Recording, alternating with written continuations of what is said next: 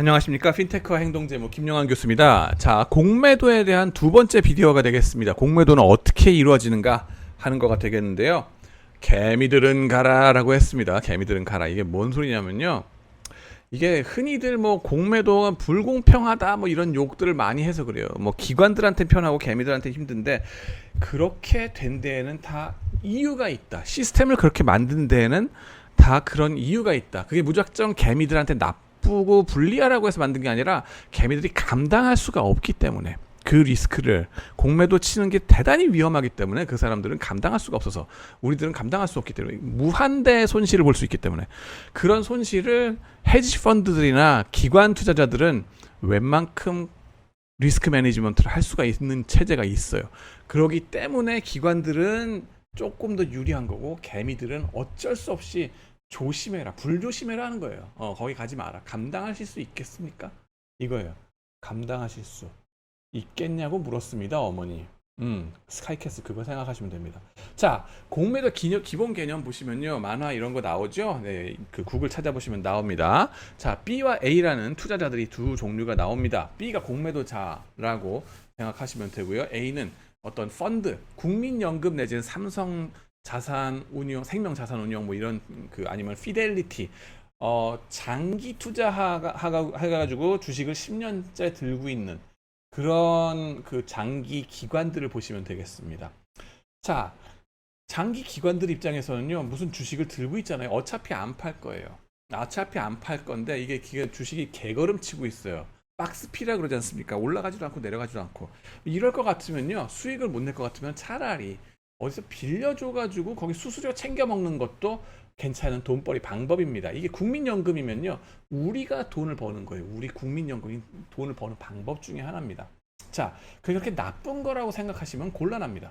자, 이게 공매도 치겠다는 헤지펀드가 여기에 B가 와가지고 A한테 물어봅니다. 뭐 예를 들어 삼성전자 천주만 좀 빌려줄래? 내가 수수료 주고 그 수수료는 정해져 확정돼 있는 게 아니라 시장 가격으로 막 변합니다. 좌우지간에 그렇게 해가지고 수수료 지불할 테니까 공매도 하도록 좀 빌려달라고 합니다. 그러면 A가 좋지 뭐 그래 그러고서 빌려준다고 치는 거예요. 그러고 나면은 이걸 그 자리에서 팔아요. 팔고 나서는 현금 캐시인, 일단 인마이 파켓 하죠.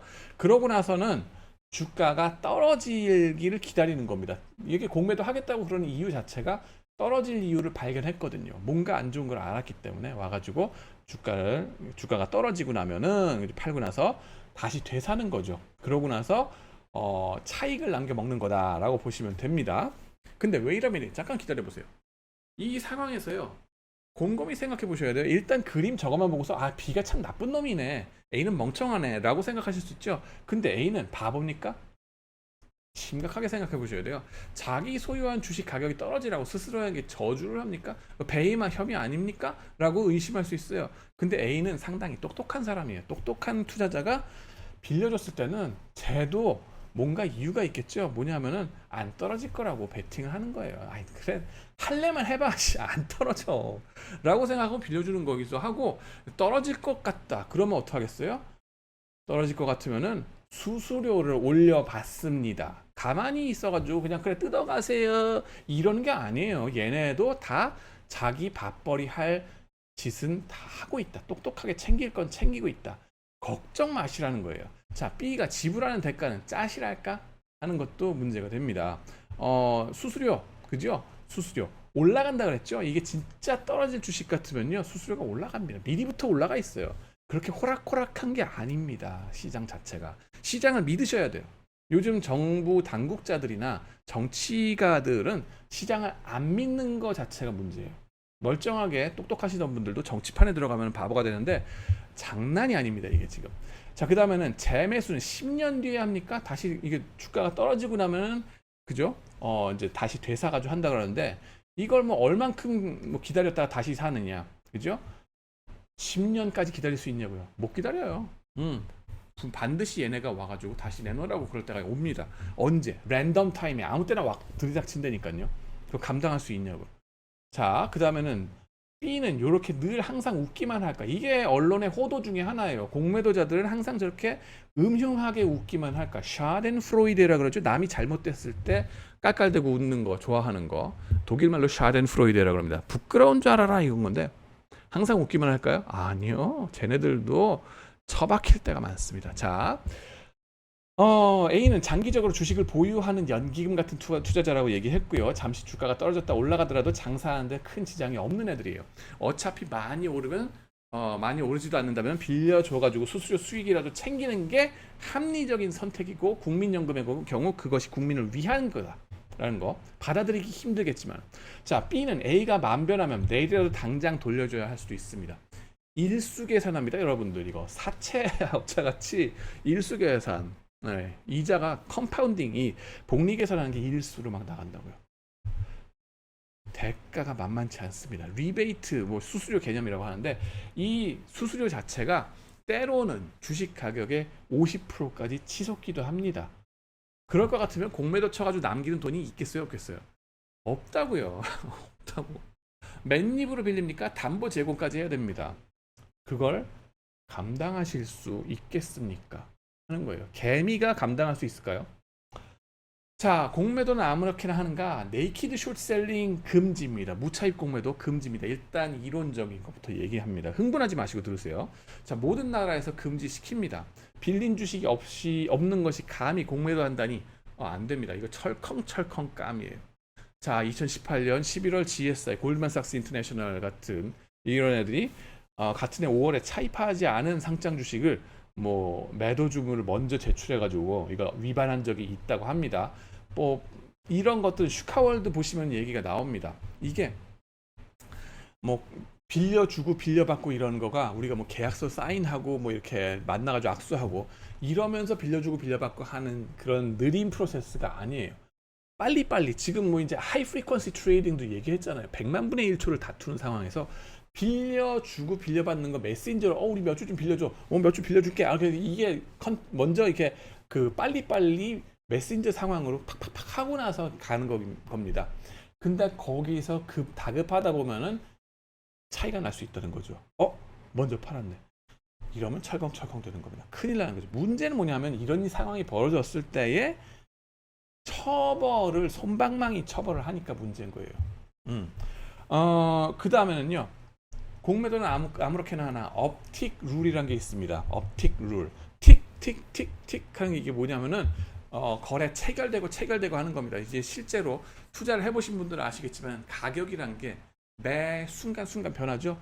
이 하이 프리퀀시 트레이딩 보셨죠? 100만 분의 1초 단위로 가격이 변합니다. 그렇게 되면은 변할 때마다 체결되는 체결가, 현재가가 나오겠죠. 그걸 갖다가 움직이는 거 틱틱틱이라고 합니다. 그러면은 가격이 올라갈 때가 아니라 체결 가격 대비 업틱으로 체결 가격 대비에 현재 체결가 대비 높게 공매도 호가를 부를 수 있고 낮게는 부를 수 없다 하는 거예요. 10만 원의 거래 체결이 됐다 지금. 그러면은 10만 1,000에 혹은 10만 2,000원에 이거보다 약간 높게만 호가를 할 수 있지. 공매도 할 때 딱 10만 원 체결되는데 9만 원에 못 한다는 겁니다. 다운틱에는 안 돼요. 그래가지고 업틱에만 오케이 하도록 돼 있다. 그래서 이게 가격 안정 메커니즘이라고 얘기를 합니다. 함부로 막 밑으로 꽂아가지고 자꾸 팔겠다고 하면은 좀 곤란하잖아요. 물론 업틱 룰 자체도 그렇게까지 효과는 별로 없다 하는 것이 이관희 교수님의 발견이기도 하고요. 이런 식으로 공매도 호가는 이렇게 가능할 때가 따로 있다 하는 거, 업틱 룰이라는 게 있습니다. 보호장치, 시장 보호장치다 하는 거고요. 그 다음엔 또 뭐예요? 공매도자들한테 가장 실질적으로 위험한 거는 주가가 올라갈 때입니다. 이론적으로요, 주가라고 하는 거는 사실 위 천장 끝을 모르고 올라갈 수가 있습니다. 이게 밑으로 내려가는 건 100% 잃어버리면 끝이에요. 바닥을 치면 끝입니다. 그죠? 샀을 때 롱 포지션은요, 주식을 샀을 때에는 내가 가진 거 100% 잃어버리면 끝나요. 100% 손실률. 100%만 해도 상당하죠. 알그지 되는 거 아니에요? 휴지 조각 되는 거? 싫죠. 근데 문제는 뭐냐면은 공매도 쳤을 때 잃어버리는 건 100%에서 끝나지 않고 100%를 넘어가서 1000%, 1000%막 올라갈 수도 있다는 겁니다. 그러면 그걸 감당할 수 있겠어 하는 겁니다. 지금 나왔죠, 여기 마스터 여기 보시면은. 자, 그래서 무한 손실 이랬기 때문에 예상이 빗나가면은 큰일 나기 때문에 개미들은 가라라고 하는 겁니다. 개미들한테 웬만하면 공매도를 할 수 없도록 힘들도록 만든 거예요. 네. 요즘 뭐 공매도를 다시 재개시키면서 우리나라에서 뭐 또 조치를 취하고는 있는데, 하려면은 뭐 이런저런한 공매도 트레이닝 코스를 좀 받은 다음에, 이렇게 위험한 거니까 함부로 하지 마세요 하는 걸 좀 하고 나서 이제 트레이딩 하도록 냅두더라고요. 좌우지간에 공매도자들 보시면은 이거 공매도 치는 애들이 내부자들로 불법 거래하는 놈들인가, 아니면 같은 뉴스를 접했는데도 얘네들이 똑똑해서 정보 프로세싱, 정보 처리 능력이 뛰어나서, 한마디로 똑똑한 애들인가, 공매도자들이 내부자들인가 똑똑한 애들인가, 요거에 대한 논란이 학계에서도 계속 있습니다. 근데 얘네들이 똑똑한 애들이더라 하는 거를 또 보여주는 논문 결과가 있습니다. 이게 전에 보여드렸던 그 스타 교수 있죠? 앵겔버그, 여기 나왔습니다. 이 사람 팀에서 한 건데, 그 보시면은 공매도 관련해가지고 걔네들이 뉴스 미디어 나오잖아요. 이 사람 전공인 뉴스 미디어 그 나올 때마다 투자자들의 거래 행태가 어떻게 되는가에 대한 연구인데, 그죠? 저랑 분야가 겹치죠, 그죠? 근데 그 네 가지 경우로 나눈 거예요. 첫 번째 경우는 뭐냐 하면은, 단순히 공매도 비율이 높으면 팔고 낮으면 사는, 순전히 미디어에서 혹은 그 뉴스에서 회사들의 뉴스 어나운스먼트 생각하지 말고, 거기에 주의를 두지 말고 순전히 이 공매도 치는 애들이 많은 주식들을 나도 따라서 공매도 치고, 공매도 치는 비율이 적은 주식을 나도 따라서 사는 거예요. 그러면은 이게 순전히 내부자 거래에 의해서 돈을 버는 거다 그러면은 이쪽에서 돈을 많이 벌어야 될 거예요. 근데 시간이 감에 따라서 돈 버는 거 벌긴 법니다. 그래가지고 한 40% 정도, 한 2년 사이에 40% 정도 이상 수익률이 나오더라 하는 거예요. 요거의 증거는, 이건 뭐냐 하면은, 결론 여기서 얘기할 수 있는 거는 얘네들이 내부자들일 수도 있다. 그게 완전히 이걸 부인하자는 건 아니에요. 완전히 부인하는 게 아니라 얘네들도 내부자 거래 가지고서 트레이딩하는 가능성도 있긴 하다 하는 거. 두 번째로 뭐냐 하면은, 요 B그룹은 단순히 뉴스가 굿뉴스면 사고 배드뉴스에서는 파는 거예요. 어떻게 굿뉴스 배드뉴스 생각하느냐, 요거는 랭귀지 톤 있죠. 지난 시간에 우리가 배웠죠. 텍스트 마이닝 해가지고 파지티브 랭귀지가 나오는 거, 파지티브 월드가 나오는 거, 긍정적인 거 사, 부정적인 거 팔어, 뭐 이런 식으로 해가지고 미디어 베이스 해가지고 사고 팔고 했을 때 돈 버는 게 어느 정도 되는가, 20% 정도 돈을 벌더라. 이상 수익률입니다.